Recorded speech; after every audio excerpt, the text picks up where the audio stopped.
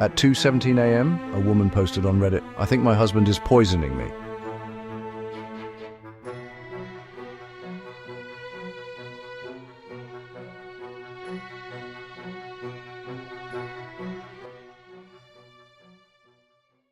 No evidence, no photos, just a paragraph. Within minutes, strangers told her she was paranoid. Within weeks, police were at her door. This isn't creepypasta.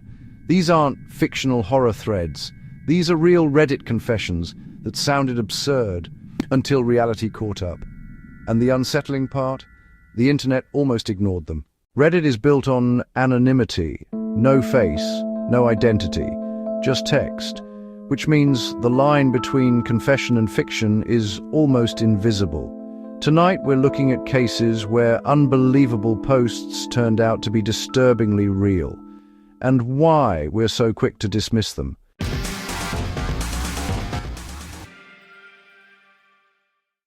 1. I think my husband poisoned me. In 2015, a woman posted on Our Relationships describing unexplained symptoms: nausea, hair thinning, fatigue, sudden neurological issues. She suspected her husband was tampering with her medication. Commenters accused her of paranoia. Others suggested anxiety. But she kept updating. Eventually, toxicology tests revealed thallium poisoning. Her husband was arrested. The original Reddit thread became part of the documented timeline. Why did it sound fake? Because slow harm feels cinematic. But real poisoning cases are often gradual. Subtle symptoms create doubt, and doubt protects perpetrators. Online audiences default to skepticism because it feels rational, but rational skepticism sometimes shields real danger.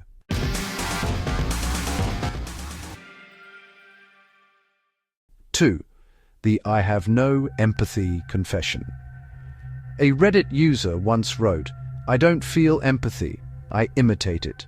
The post described studying emotional reactions in others, learning appropriate facial expressions, mimicking remorse to avoid suspicion. It read like fiction.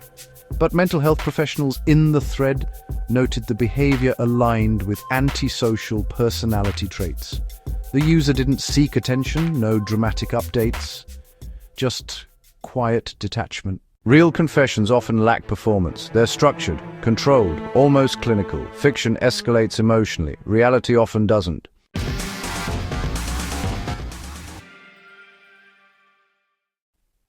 The person living inside the walls. A Redditor complained about strange noises in their apartment. Scratching, movement. They assumed rodents, until they found food wrappers inside a hidden crawl space. Someone had been living inside the walls. Police later confirmed an intruder had been entering through structural gaps. This phenomenon has a name: phrogging. It sounds like urban legend. It isn't. We reject threats that destabilize safety. If someone can live inside your home without you knowing, then nowhere feels secure, so the brain chooses disbelief.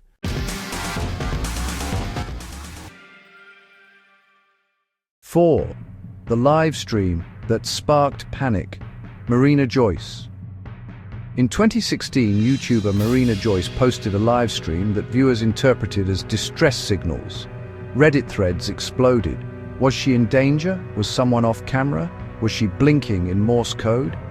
Police conducted a welfare check. She was safe. But something else was revealed. Thousands of viewers had analyzed micro-expressions in real time. Digital crowds amplify fear. When enough people look for danger, patterns emerge, real or imagined. Collective analysis can detect subtle anomalies, but it can also create them. The internet becomes a psychological echo chamber.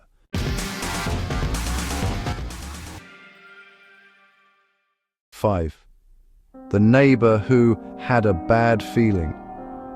A Reddit user once confessed they suspected something disturbing about a neighbor: unusual behavior, odd sounds, a feeling they couldn't explain. They didn't report it.